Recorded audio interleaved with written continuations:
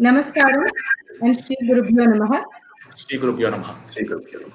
I am Sitha Chandrasekhar, a Carnatic vocal performer and a music educator. I am a disciple of Kanvi Samrat Sri Chitravinayan Ravikiran. I also organize cultural events, music workshops, and I possess a master's degree in computer science and work a day job as an analyst for a financial organization. On behalf of Indian Octaves, I welcome you all to the show. Indian Octaves is an organization devoted to promote India's traditional art forms and cross-cultural fusion in the USA through a variety of means such as concerts, lecture demonstrations, workshops, and contests. As part of the live talk show series, we have the pleasure of speaking to Vidwan Sree Vijay Shiva today. Namaste, Vijay Shivaji. Over to Sri Venkataraman. Namaste. Namaste. Good evening to all who are in the US, and good morning to those in India and other parts of the world. My name is Venkataraman Subramanian.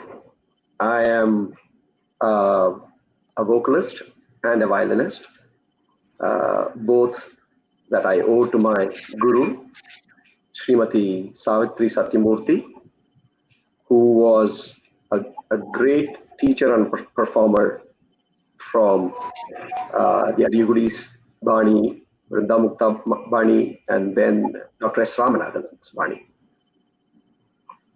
I have been in Dallas for about 30 years and fairly active in the community here. We have a fairly rich and a vibrant music community in Dallas. And I'm very happy to be part of this community. We do a lot of activities here, music-related activities. I am an IT professional, and I'm living in Dallas, as I said, for the past 30 odd years. It's a great privilege for me to introduce to you Sri Vijay Shiva today. Vijay Shiva is a child prodigy. He could identify ragas when he was 3 years old. And he had his initial training from his mother, Srimati Akila Shiva. And then later on, he went under the tutelage of the great maestro D.K. Jayaraman, Sri D.K. Sangeeta Kalanidhi, Sri D.K. Jayaraman. And later on, he had expert guidance under Sangeeta Kalanidhi, the great musician D.K. Bhattaman. Vijay Shiva is an eminent musician today. He's probably one of the torchbearers of the DKP school, which is known for his very rich repertoire. He has won many awards, and he has performed widely in India, US, and other countries. Many may not know that Vijay is also an actor. He was supposed to have come in March, April as part of a musical theater called Trinity. And Vijay had a main role. I don't want to give it away, but hopefully pretty soon, once things get normal, we would have the good fortune of seeing him perform in that play. We are fairly privileged, my wife and I, Vijay, Sree and I, where we organized his first concert tour in Dallas, Austin, and San Antonio in 1993. And when I go down memory lane, it was a a fantastic time that Vijay sir, Sree R.K. Sri Ram Kumar, and Sri J. Vaidyanathan all stayed with us for almost like 2 weeks. And we had a lot of fun at that time. And that's when I really got to interact with Sri Vijay and really got to know him and his depth, his the Patantram. You know, he adheres to that like a leech, as they say. So he's very, very well respected in the musical community.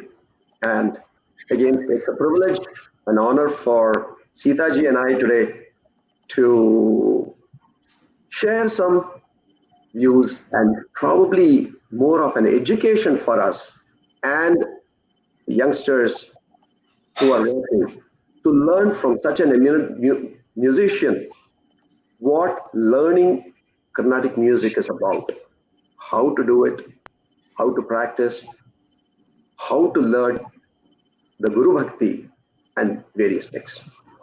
So with that introduction, I will hand over to Sitha ji for... Venkat ji and Sitha ji, Yes, Vijay. Namaste. pleasure being with you all here in this forum. A small correction to your introduction. I was not a child prodigy, but I was certainly talent above average. That's the fact.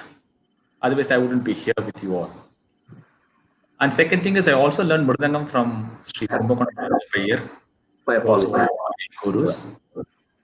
And I had the good fortune of studying in Padma Shishadri Balavan and also in Vivekananda College, which are very top institutions in this country. It is a privilege. Over to you. Okay. I have few questions related to melody aspects. We will start the program with melody aspects. It's a two-part question, actually. I will ask both of them together and leave it up to you to segregate it the way you want it to. How can Rakti Ragas like Riti Gaula, Shahana, Begada, and many can be sung with full fairness in an exciting and enriching way to bring out the Raga Bhavam? Second part of that is, in such ragas that have asymmetric arohanams and avrohanams, how can a performer present catchy finishes in rhythmic patterns? Okay. To sing the Rakti Ragas, the procedure is very simple. Okay. Most of the Rakti Ragas do not have a established Arohana, Avarohana. We go by the phrasing, so the color of the raga. Yes. For example, if you take Hussaini, not a single book gives a comprehensive Arohana, Avarohana of Hussaini. Hussaini can be sung only by assimilation. Yes. We assimilate from the kritis that have been composed or from how the past masters have dealt with it. So that is the upload. So once you have the upload, the download automatically occurs when we sing. The mind will do the processing, it is automated. That is how Rakti Ragas are handled. That is how they should be handled. We can never sing them keeping the swaras in mind. The second part of your question. Rhythmical patterns. I think you are referring to the mathematics that's being involved in singing swaras. Yes. Did I catch your idea correctly? Correct. Well, if that is the case, I would go to the fundamental. This mathematical, the singing of mathematics in Sangeetam, whether it be it Swaram or even in Naraval, is it actually necessary? I don't think so. Even Naraval, sir? Yes, there are people who do mathematics in Naraval too. I have heard it. Okay. As far as there is a profusion, there's a little bit in Naraval too. That's fine. It's not fine actually.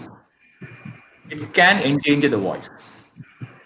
Mathematics has always been natural in our form, in all our forms. Take it Varnam or take it Tillana, the olden Tillanas before the 20th century. And then the Swarajati or even the Pancharatna Kritis. they have a natural flow of mathematics, which is very good for the voice and for the fingers to play. But this predetermined mathematics patterns, which have a particular pattern of +1, +2, or into 1, into 3, whatever it is. Predetermined phrasings, patterns, and sung in the voice can endanger the voice and can endanger the fingers. That's happened to many musicians. I'm not going to name the musicians because you can do your case study and find out. So the best thing is to either avoid mathematics or to keep them in a very, very small measure. In fact, in one forum, I jokingly commented that if anybody is interested in so very passionate about handling mathematics for our singing, I would suggest that they immediately invest in some good pension scheme, because they may have to take their pension right for the 45th or 50th year. It can easily rub off the nada element in the voice and the fingers. I'm also keeping in mind the instrumentalists and also the percussion. If the percussionist resort to a lot of mathematics while playing, there's every possibility that he or she may lose the nada aspect of the playing. It might be clipped off from their presentation. So it's better not to mathematics, or keep it to the minimum level. I remember reading in one of the articles, you mentioned a word called stoham when mentioning Neravel singing. Is it like picking the correct line because he brought up? Stoham is one of the ways of praising the Lord. Oh. So that is usually connected. It's equivalent to singing Vritam or Neravel. It is mentioned in Bhagavatam. Oh. Is it possible, sir? Can you sing and show any of the Rakti Ragas? Yeah, sure. A good Rakti Raga, for example, Suruti. Oh.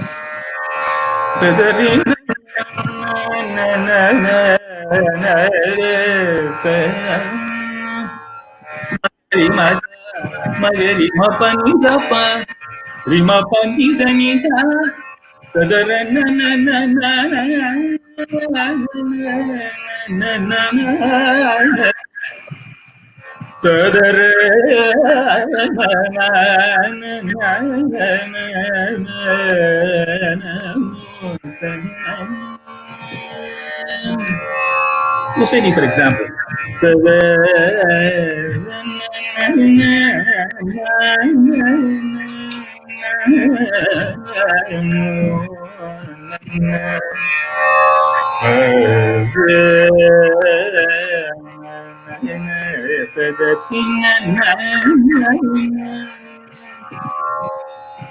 these are the Rakti Ragas which you can handle. Venkataraman sir, do you want to go with the next question? Sure, Yes, we can. Sure. So on the same lines, Vijay, when you were just mentioning about math and swarams, neravas, etc. In most of BKJ's concerts, and again within the limited that I have listened to, there will be Nariya particles. There will be a lot of songs, and Kachitamana he will give ragam, Neraval, and Swam. Kachidamarko. So, what was the thought process or the belief in that? I'll keep that and present it that way. It is a combination of tradition and the personality. For example, no composer, Purandadasa or Tyagaraja or Dikshar, have said, sing with a lot of imagination. They never said it. Tyagaraja said in one kriti that sing with appropriate sancharas, alapana, etc. Only that he is allowed. And Neraval, Stobam is allowed in Bhagavatam. But Swara singing has not been mentioned. In fact, Tyagaraja stood against Swara singing. Wow, interesting. Well, there are references which has been mentioned by Sulamangalam Vaidyanatha Bhagavatar after his talk with Tyagaraja's direct disciples, Umyalparam disciples. go into that now, it's a different story. But Tyagaraja stood against Swara singing. So the Manodharma aspect is optional. But what is most required is the kritis as composed by the Sant, the Mahans. That is the tradition which have been followed. This doesn't mean they do not sing Manodharma. No. Manodharma content is left to your choice. Right. It's a license. It is not mandatory. Interesting. Okay. So that is a tradition. So DKJ probably, I think, believed in that. There's also the personality which plays a part in this. He was a person, absolute no-nonsense person, Wow. and very, very, he wouldn't like to beat around the bush or ramble. If you wanted to say something, you would say it in a very brief and correct manner. It was cut and dried. And similarly, he appreciated those who were like that. That was his personality. That was his persona. That got reflected in his music. So whatever he wanted to do as a Manodharma, the tradition you have to maintain. You cannot tamper with the kritis. He never tampered with the kritis. He sang it as it should be. When it came to Manodharma, he was always precise and delivered the crux of the raga, be it Neraval, Swaram, or raga. So that is also a reflection of his personality, combined with the value through tradition. Very interesting. Thank you. You mentioned about Tyagaraja. Which conversation is that? I forgot. Okay. Interesting. Yeah. I don't know the composition. I have not learned the composition. Oh, but interesting. But he stood against Swara singing. Very interesting. Thank you for sharing that. Sitha ji? Okay. I have one more question about melodic system to our Vijay ji. When we think of a raga, the melodic tune associated with that in our mind. In addition to that, some ragas are very apt for evoking emotions. Some are easily understood for students through like songs and compositions, like you have been mentioning.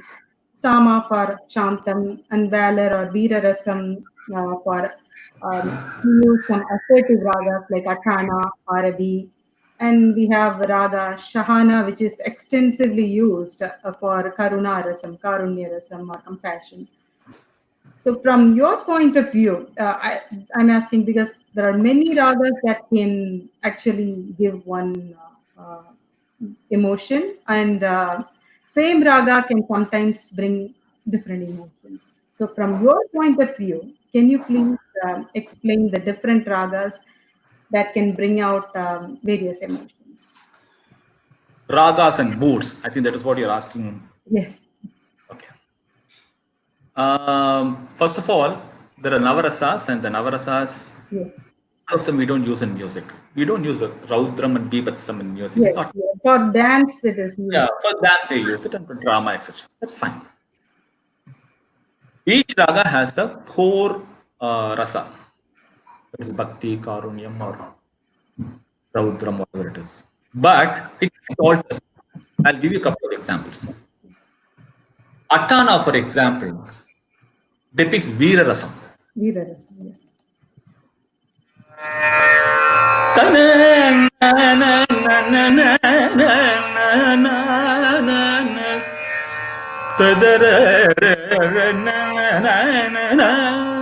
Something if you want to say emphatically, Atana can be used. Like what Tyagaraja did in Skriti. Chede buddhi manura. Ketta buddhi. Chede buddhi is ketta buddhi. Throw it off. He says it so emphatically.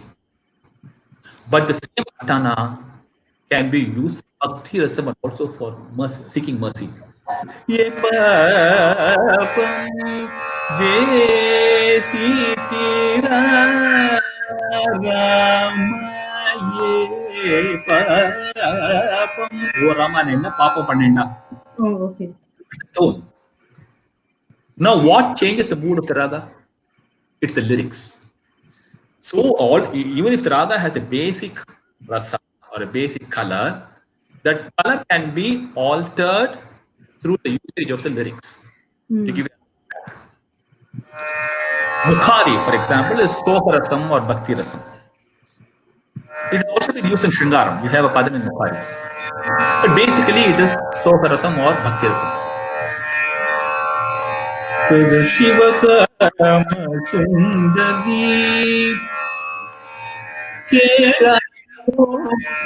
என் முகங்கள் உயர் சாமகீத விமோதினி போதும் முன் சோதனை குறிப்பமோகலிகே கதாராமா. But Mukhari has been used for Raudra Rasam in one Tamil song by Gopalakrishna Bharati in Nandanar Charitam. Interesting. Chidambaradari Sannamma நீயதை சிந்திக்கலாமா.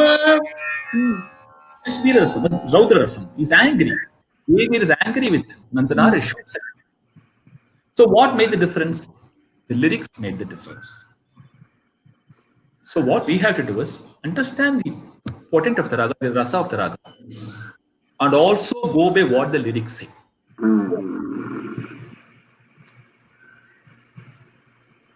Very interesting. Few more raga, sir.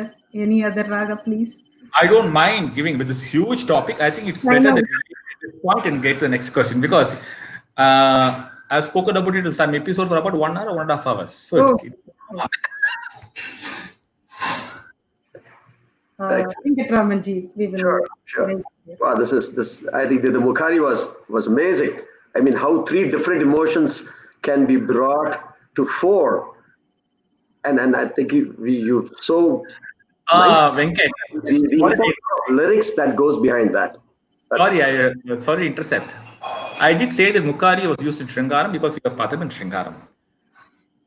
To give you a very interesting information, there was a wonderful music director in Tamil Nadu called G. Ramanathan. Yes. He was a genius. And he composed a duet in Mukhari in the film Ambikapati. Have you ever heard of a duet in Mukhari which is full of pathos? And the song, most of the old timers would know. It's a duet sung by T.M. Soundarajan and P. Bhanumati. The lyrics can determine the mood of the raga. Awesome. Very nice. So, switching gears a little bit, Vijay, Margai Utsav.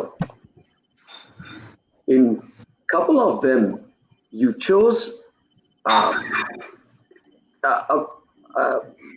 should I put it? An abstract concept, charity, or nature-related, mountains.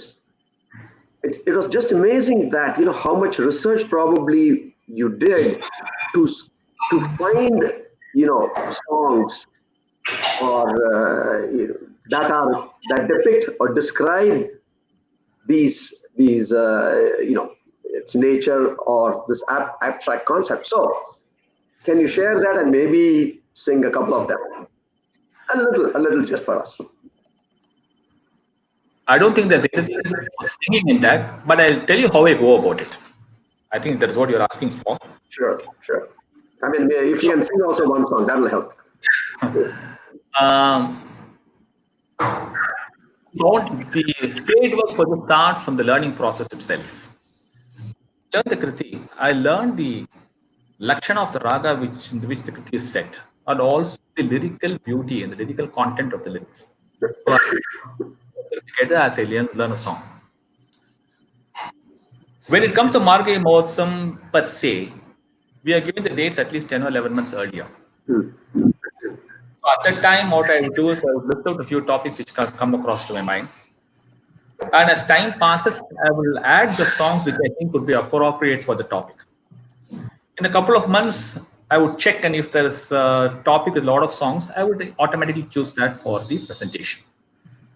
And this is not just my effort. I have a panel of advisors who advise me in my profession. And I use them as a sounding board. I throw the suggestion and ask them if this can be done. And once they approve of it,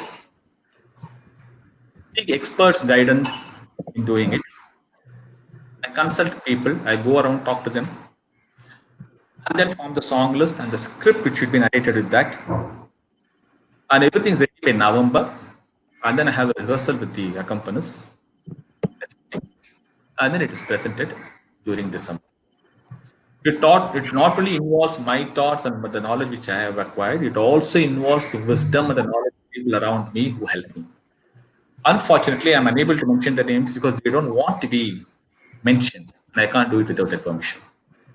But I can surely say that I am guided. Now, I want me to sing, for example, Yes. when Dhanam, the topic, either Lisaipada Vazhadhar was taken, I was looking for some Tyagaraja composition, what is spoken about Dhanam. And suddenly, when I was just going through his book, I found that the Yenati Momo Palambu mentions about Dhanam. Yenati Momo Palamu, Yedana Balamu, oh, Yenati. So, what is about Dhanam? So, I had to go a little bit into that and then take the advice from people, what he spoke of, why he has said that. And my attendance in satsangs, Upanyasam, Harikatha, Nama Sankirtan, I attend them very regularly. I get some answers from there too, which I incorporate. In fact, most of my knowledge has come from whatever I have. Most of it has come from satsang. Interesting. Very nice. You're open to learning from different sources. No, it is not a different source. It's an allied source. We are supposed to know it. Yeah. Satsang is a part of it. Music has been always connected to satsang. There is not a single song without the reference Ramayana, Bhagavatam, or Devi Mahatyam, or Gita, or it's there. We are supposed to know it. So on the same lines, Vijayji, since you mentioned about satsang and this, can you connect Nama Sankirtanam and Carnatic music? They are connected and connected. Nama Sankirtanam, Carnatic music, there are many people who feel the Carnatic music is a derivation of Nama Sankirtanam, the current form of Carnatic. Because we are following the tradition which was clearly established by Tyagaraja Tikshitra and Shyama Sastri, which is taken now. And they all believed in Nama Sankirtanam. They all spoken about Nama Sankirtanam. They all spoken about Satsang. So the present music form owes its ideology and probably its practice to Nama Sankirtan. We also had art music which is bereft of theism. We have had it. It has been there during Prahlada's time also. Because Prahlada clearly mentions that music with bhakti, one can attain God. That is Nama Sankirtan with bhakti, one can attain God. That he has spoken. During Ramayana's period also, there was music which was bereft of theism. Because there's a mention in Ramayana which says that music was played in bars. Obviously, it cannot be Entro Marubalo. Okay. So there was a separate music which has no connection with Bhakti. And it has stayed on, it will stay on. It has got a place, it has got a relevance. A clear demarcation is that music with Bhakti helps us reach God, according to Tyagaraja and Dikshidhar. Music without Bhakti will still remain good, dignified. It has its place, art form. That's why, if Carnatic music has to shine and have a luster, spread more, it's better that it stays connected with satsang, including Nama Sankirtanam, because it has drawn so much from that source. And as a part of this system, I need to know my roots. Otherwise, I cannot be faithful to the lyrics that I sing. I'll give you a small example and let's stop with that. For example, if I sang Tyagaraja's Kriti, Vatatmaju Niki Bagatelu Sura Vatatmaju Niki Bagatelu Sura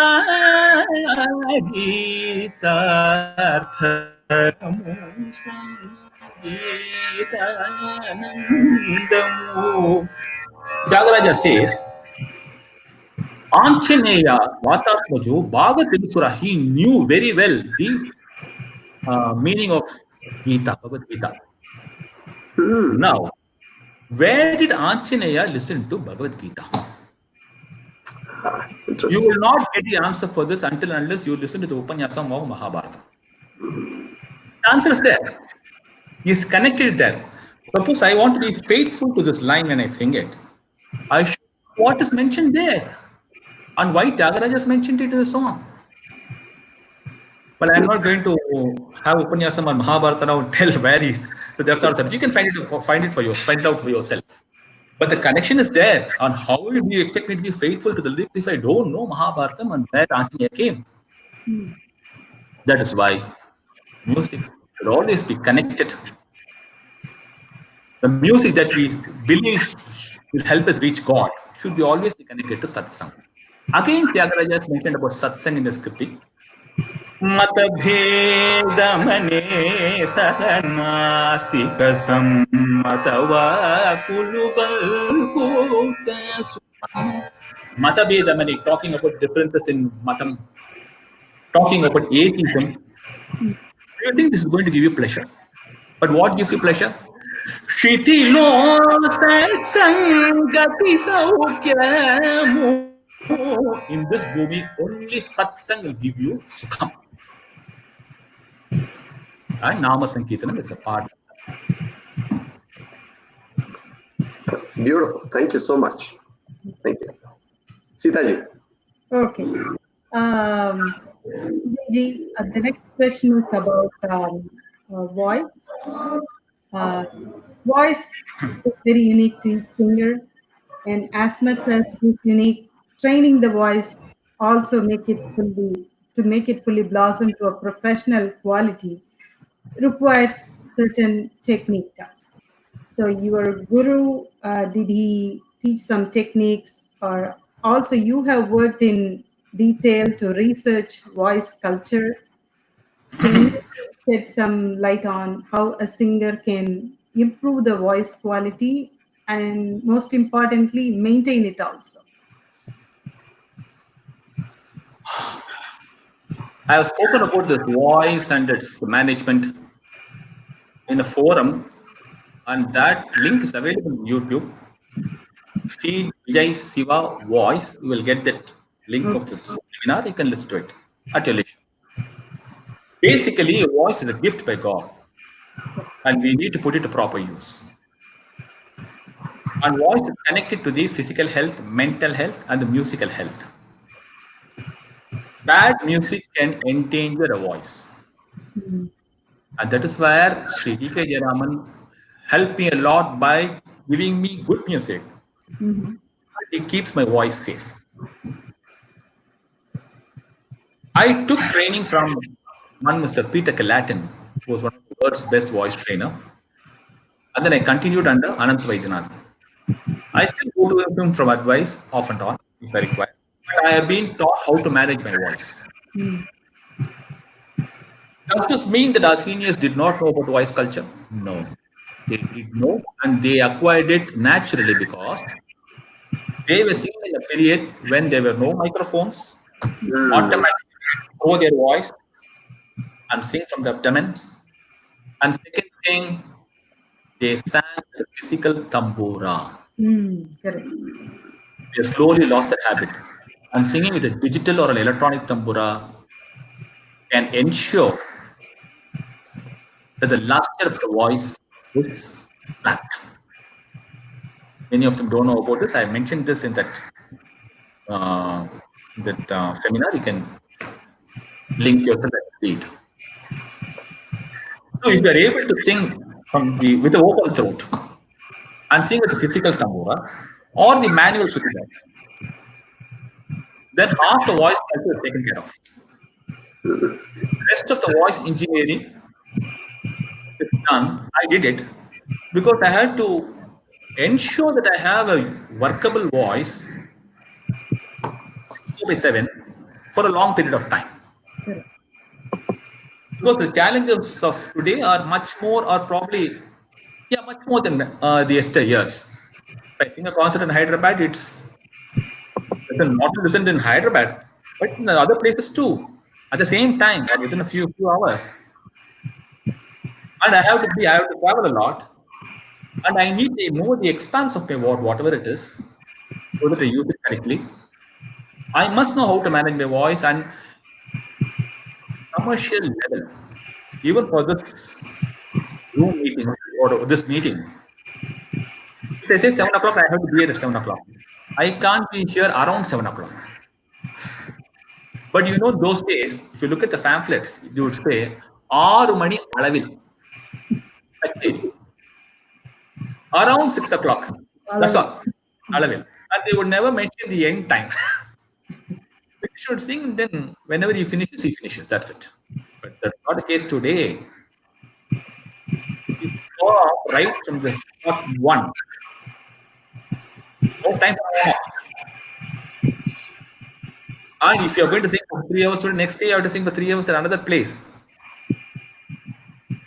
So to meet the challenges, I took voice training from Anant Vaidyanathan. I'm very happy. I'm very comfortable.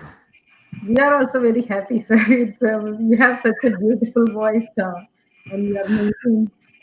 Well, God's grace, a little bit of effort that I put, but most of the effort came from my first taught me the Akaram, and followed by Peter Kalatin and Anant Vaidyanathan. I have some questions, and I see viewers sending some questions, sir. So shall we continue with the ones that we have and take list? Yeah, we'll finish the ones we have, and then we'll attend to the questions of the viewers. Okay. Venkatji. Sure. So Vijay, so we are today in the world of social media, YouTube, the access to music, is multifold than what it was maybe 15, 20, 30 years back. And of course, even old recordings of great maestros are available. And of course, in those days, people had to go physically, and listen. So I have a two-part question here. First, how does a musician absorb from other great musicians, at the same time be grounded in the body of his or her guru? Part two, have you been influenced by musicians other than your guru? How has it shaped your musical thought process and presentation? Very good question. I read somewhere that the scriptures mention the formation of a good Vidwan or a good artist. 25% comes from learning from the teacher, 25% through hard work, 25% through absorption, and 25% only through experience. So this is how anyone has to come through in any discipline. I took it the same way. So whatever I am today, it's because I've gone through all these copings. But the role of the guru doesn't stop with just teaching the 25%. He also guides as to how to do a hard work and how to absorb from other sources. Yes. So almost 75% of the process is managed by the guru. In my case also it happens the same way. My mother or Srimati D.K. Pattamal or Sree D.K. Jaraman, who taught me. 25% learning, yes, you have to follow what is being taught. And they taught me how to work hard, because we don't know what hard work is. Somebody has guided us into hard work. And they also taught me how to absorb from other musicians. Now, in my case, I have absorbed a lot from Sri K.V. Narayan Swami, Sri Semagudi Srinivasaya, Sri Madurai Mani Iyer. Of course, my teachers, Srimati D.K. Pattamal and Sri D.K. Jaraman, and Srimati M. Subalakshmi. So these are 6 musicians I have absorbed a lot. Apart from absorbing a lot from attending satsangs. Interesting. This has been the formation of whatever I am today. Very nice. So for an aspiring or a discerning musician, that's what you would say. I mean, the process is 75% is taken care by the guru, right? So, Is he not only teaches us songs or manodharma, whatever it is, hmm, he also guide us on to how to work hard hmm, and how to absorb from others. So to the interesting. extent the guru's influence is there. Very So good. my parents taught me how to work hard at home Sure. and also how to absorb from other musicians. Thank you. Thank you. Sitha ji. Yes. Um, I have a question again, a two-part question. It's about patriotism. You have done a lot of research on patriotism and sung many songs on Deshabhakti. The first part is like what research that you have done and your perspective, and second part is the feeling of patriotism can elevate a person high enough to ignore the divisions we have based on religious values, political values, gender inequality, social, economical status, and many.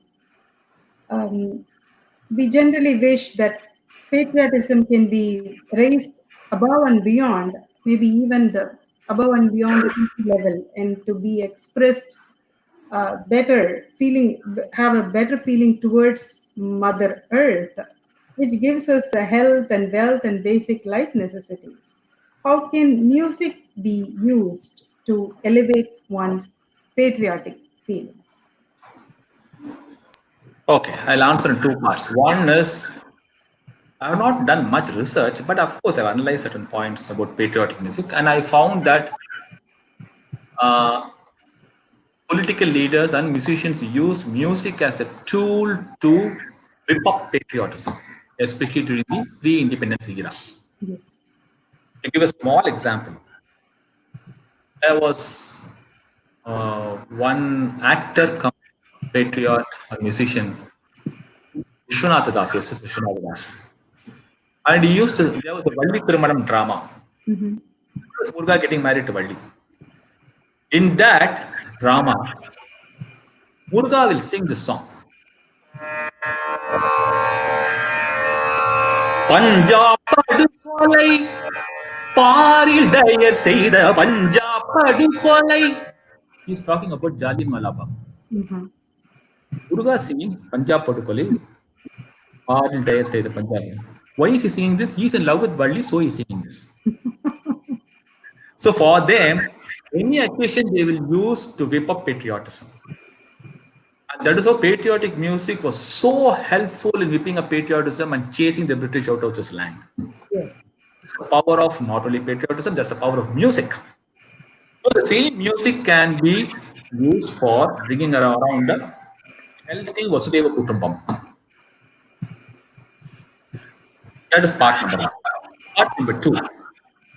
Just as Mahakavi Subramanian Bharati saw Parashakti and goddess Bharat Mata as one, for him Parashakti and Bharat Mata were not different.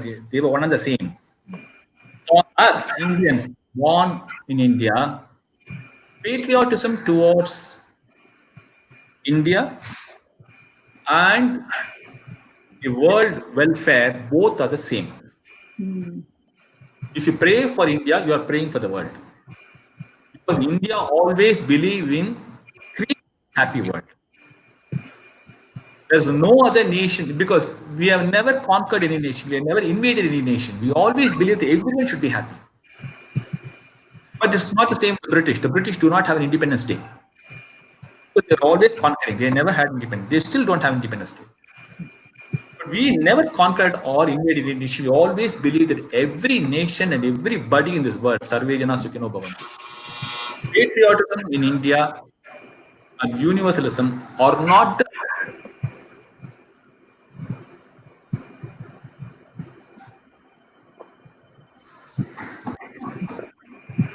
you pray on things for the welfare of the country, you're automatically doing it for the sake of the world. Period. Work. International welfare. Thank you very much for that answer. Over to Venkatji. Srimati D.K. Pattamar. your guru, was the first concert performing musician in her family. Can you talk about how she acquired expertise in her concert craft and sustained her great vidvat and stature for decades? If you can just share your thoughts on that. Actually, DK Patamal has never spoken to me about how she acquired the concert craft.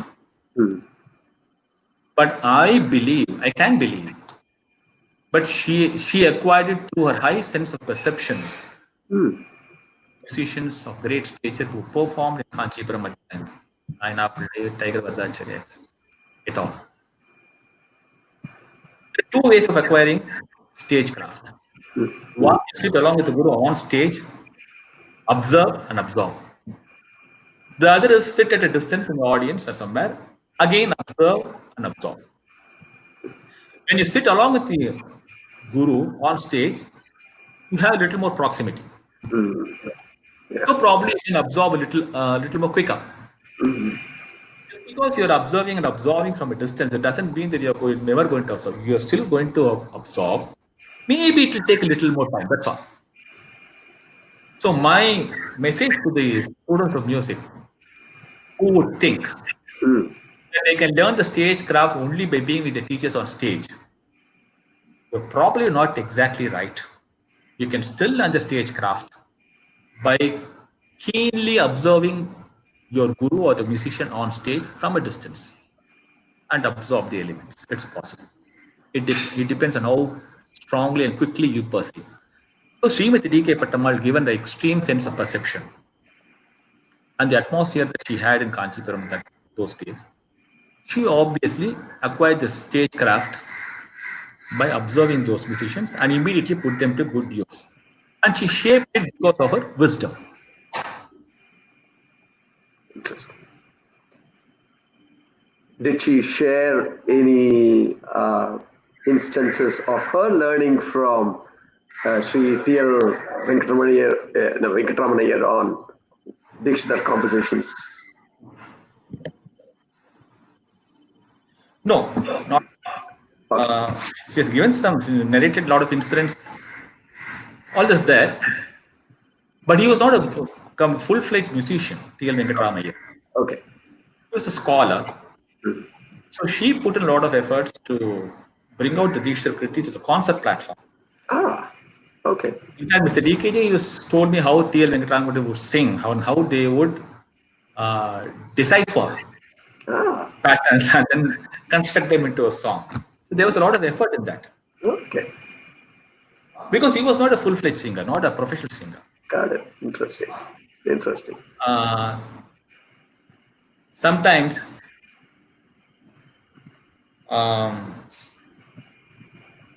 they would not know what he was singing. He couldn't decipher. And they would sing a few options and he would choose the right one. Wow. Interesting. Sitaji. Can I ask a question from the viewer, sir? Yeah, if you're done with all the questions you have with you. Yeah. We have a couple more, but I think let's switch gears to the viewers. I think there are quite a few that have come. We are happy and shooting some questions, so we would. Okay. What considerations we should keep in mind when picking the Neraval line? A good question. First thing is that the Neraval line should at least have a comma or a full stop. Should not have a word which is broken in between. Okay? At least a comma or a meaningful set of words. It is better to sing Neraval which have a lot of Bhagavan Nama, because by doing so, we not only sing Neraval, we also acquire a lot of Punya by uttering the Nama. But then we have to be a little careful in that too. For example,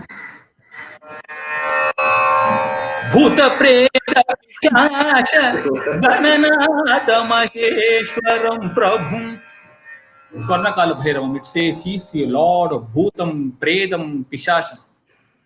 It is, of course, talking about the qualities of Swarnakala Bhairavar. But how long can you sing in Neraval in this? Look horrifying. So the words that you choose, even though they are Bhagavan Nama or Bhagavan attributes, should be pleasant to the ear.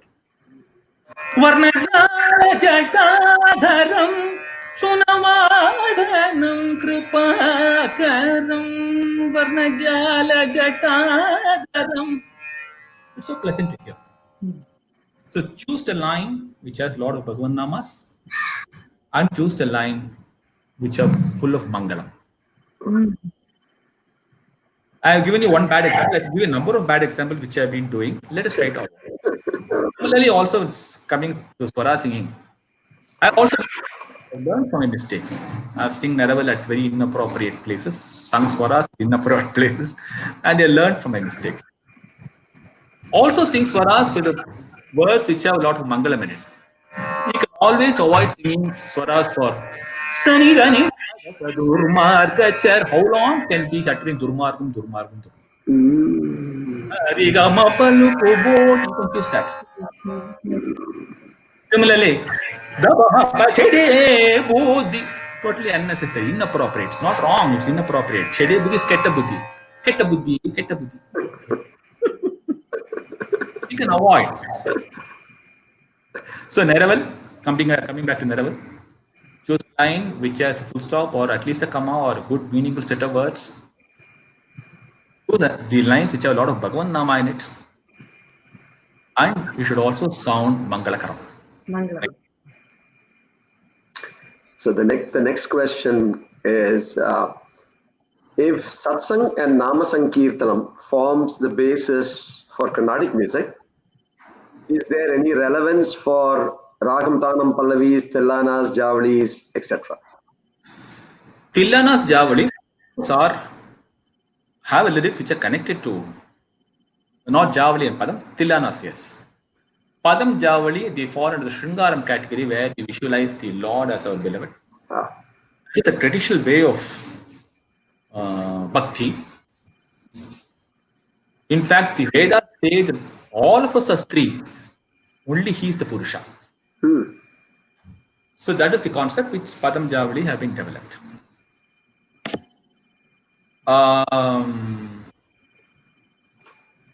Ragam Tana Pallavi is an exercise focused and given to exhibit our proficiency. Any musician who has been singing Ragam Tana Pallavi, if you go and ask him, did you think of any deity when he sang the Ragam Tana Pallavi? He'll automatically say no.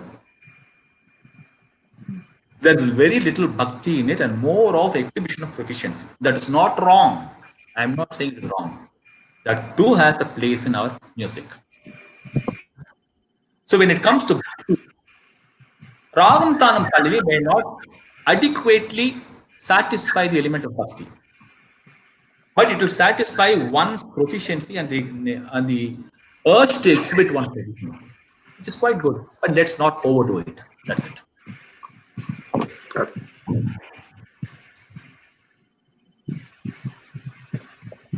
One more question here. Could you please share the novelties that you have introduced in your rendition? I have not introduced any novelties, no. I have followed the footsteps of the elders and the past masters, trying to follow, not even followed, trying to follow. No, I have not introduced any novelty. Thank you. The next question, Vijay. This is more from a concert song list perspective. So what balance do you strike in your concert presentations with respect to satisfying the Pamara Janangal and the Panditas? So what is your thought process when you chart out a song list for your concerts? Good. If it is going to be a Pandita audience, very easy. Or even if it is going to be a Pamara audience, very easy to put a song list because you know that these are going to be the audience. But the actual challenge comes when you don't know who the audience are going to be, what is going to be the composition, how many Panditas are going to be there, and how many Panditas are going to be there. That is where we need to be careful while drafting the song list.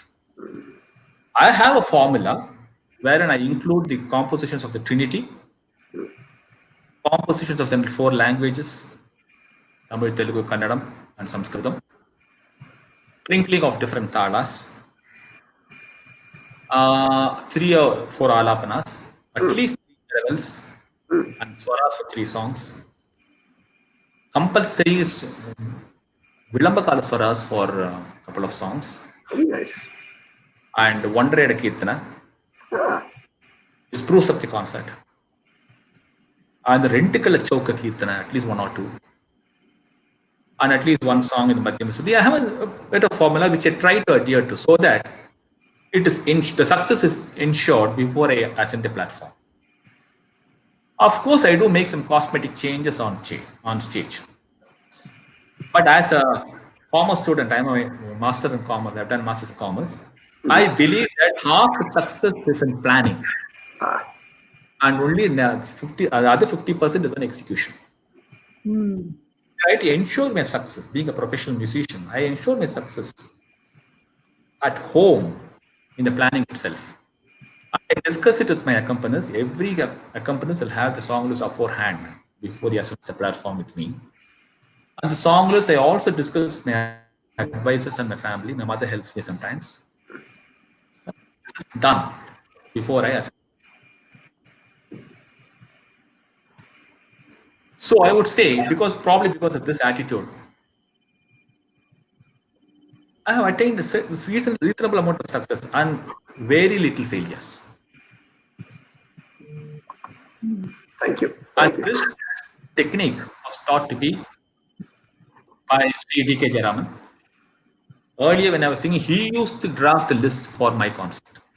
Wow. That is how I learned. Wow. Interesting.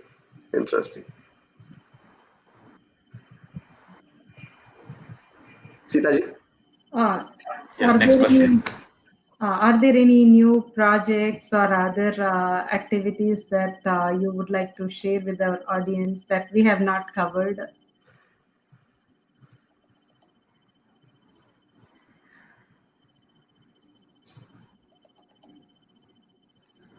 There are many things we can talk about. But, well, if you have any other questions, you can ask, or if the people want to ask any question, they can. Otherwise, we'll successfully wind off. Oh, okay. Venkatji, I have asked all the questions that I had prepared for.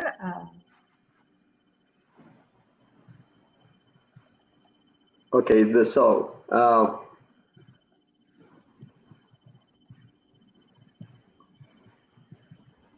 okay. How does a musician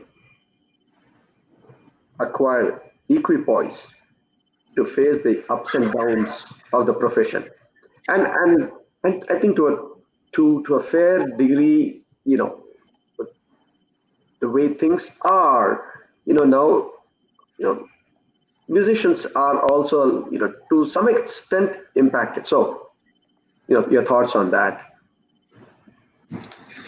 Well, a musician, like any other profession, has to face some vicissitudes, and the best way to tide over this, any crisis for that matter,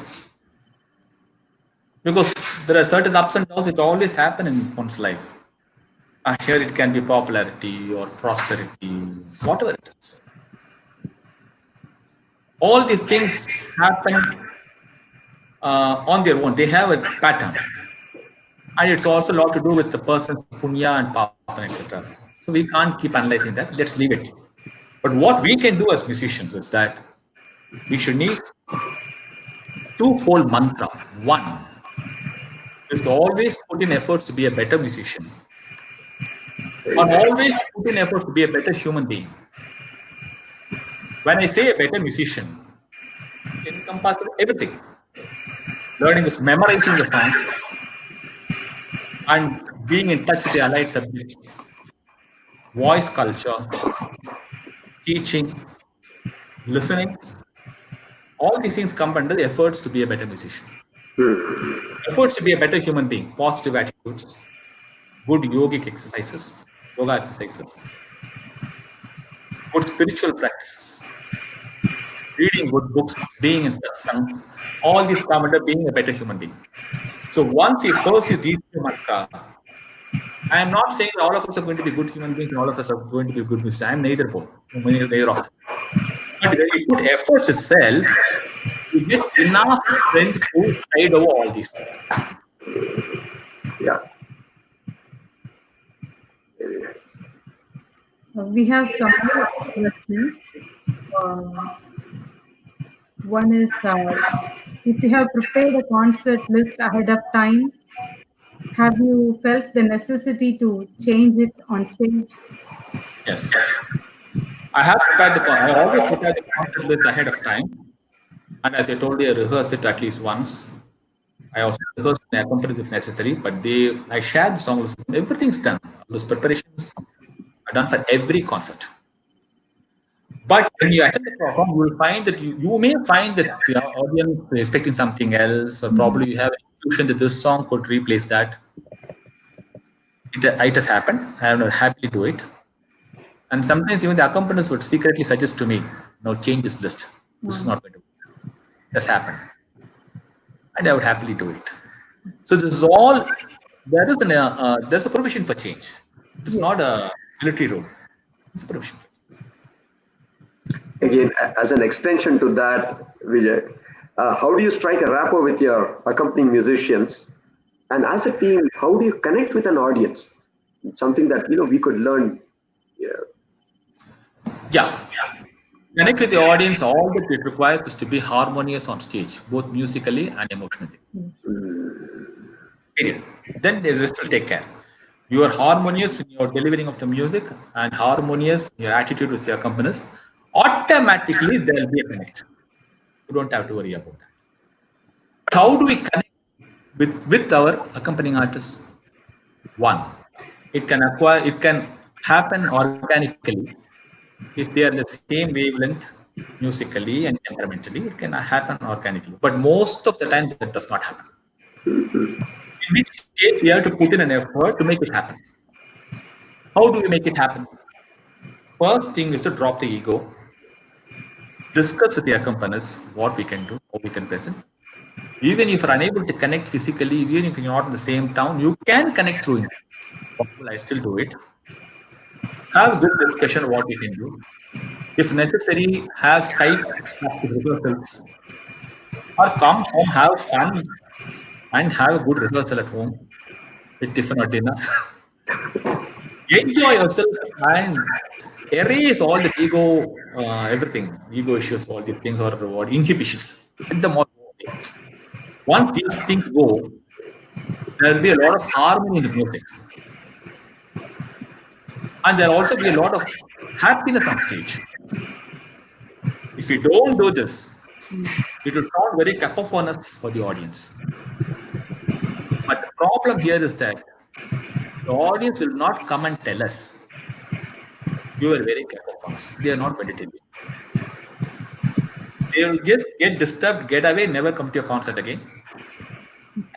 That's what's going to happen. So don't give scope for all those things. What is wrong with being harmonious?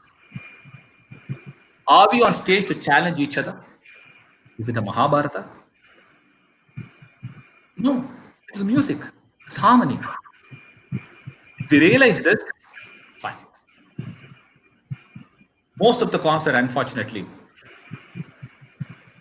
because I go and listen to a lot of concerts, and I am it's a passion. I love to listen to others. Most of the concert, I very clearly see there's a disconnect between the artist on stage. Lack of trust. You mentioned that I am an actor, and I've been in acting in a couple of drama troupes, and I know how important it is to be in a team. When I deliver my dialogue, I deliver with the trust that my co-actor is also going to deliver the dialogue. If I don't have the trust, I will lose my dialogue. You have to trust each other on stage, your co-stars, your co-actors. Similarly, when you're all on stage, you have to trust the others. That he is going to deliver this, he is going to play this, you're going to help each other. That trust is very, very poor as of now. in Carnatic music. Maybe it's a passing stage. You'll get over it. One question. from the audience. Yeah. Yeah. Can you please share your experience working with a Western musician or a project involving Western music? Sorry, I have not worked with any Western musician. The person that I worked from the Western side is Peter Calatin, who was my voice cultural voice engineer. Now that question has come. Yes, sir. Yeah. Please keep it time. I think we are. Yes, I know. Everyone is enjoying, sir. I think time is not a limit. Okay, fine. Because you are now entering into your late night. I don't want to deprive you of your sleep. So can you describe a typical class with Sri DK sir or Srimati Patamalama? Typical class with the others, gurus and other, it's not very different. Okay. They teach, they're very patient. They teach the songs. They also involve us in Manodharma singing, Naraval, etc. They always give some tidbits about what's happening, how it should be done, etc. And they narrate incidents about the past masters and how they went about their music. This happens in all the sessions with every teacher. Right. But what is unique about Sri D.K. Jayaraman and few other teachers was that their power of intuition was very high. Wow. One thing which I found with Sri D.K. Jayaraman was that he never had a cut-out syllabus. He would decide on his intuition. And his intuition was very strong. For example, the first song that he taught me was Gajavadana Beduve. Gajavadana Beduve Gauri Tanaya Gajavadana Bedu. This was on 26th January 1977. That's the first class I had with him on that day. The next song was Sri Raghuvara. Kambodhi. Look at the difference between the Gajavadana Beduve, the magnitude of the song. And you know what the third song was? Kamachi Varalakshmi Bilahari. And how old was I at the time? I was 9 years. So he was clearly going by his intuition. That is what is very unique about CDKJ, which I found in very few other musicians. That's a testament of your talents, Vijay sir. Maybe, but Sri DKJ was a very Uttama guru. He could even make a stone sing. I don't think he took me as disciple because I was talented, because he had the confidence in himself that he can make me sing. I think the time has come now, Vijay. So can you please sing for us? You know, we can end it in a memorable event that we had. You know, you can sing a song for us. Okay, all of us today, we need good health, totally unaffected by a virus or bacteria, whatever it is. So let us pray. We are on a Sunday. We are on a Sunday now in India. Let's pray to Surya Murti for good health. Karyakaranaatmaka jagat prakasha simharasya adhipate Ayurveda tejaspurte Arogyadi phalada kirte Garya vinuta tejaspurte Arogyadi phalada kirte Surya Murte Namostute Sundara Chaya Adhipate Surya Murte. Salutations to Sun Lord, and I wish you all very good health and very good prosperity. Thank you very much. Thank you so very much. Thank you so very much. very enlightening, very educating Ram, Ram. for all of us. Thanks to Indian Octaves for organizing such a great program and involving us. Thank you. It's a pleasure being with you all. Thank you. Thank you.